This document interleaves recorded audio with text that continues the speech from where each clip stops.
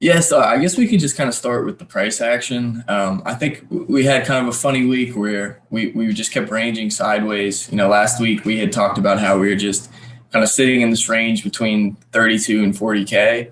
And we had kind of drawn this triangle pattern, which I saw a lot of other traders on Twitter were looking at as well.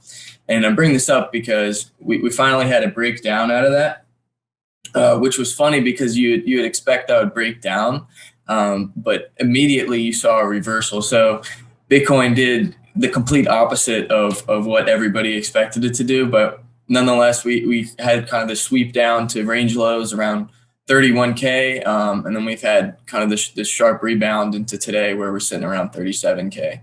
So price action wise, we did get a strong bounce off of those range lows, so that's a good thing.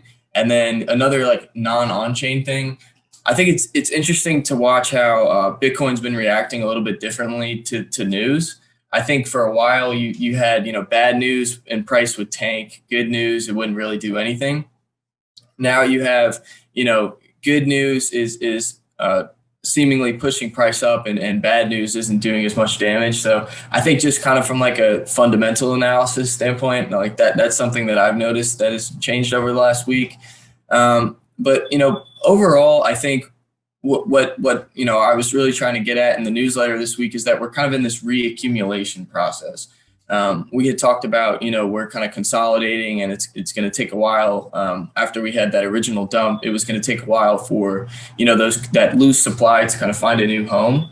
But I think this week you're starting to see some of that supply move into accumulation.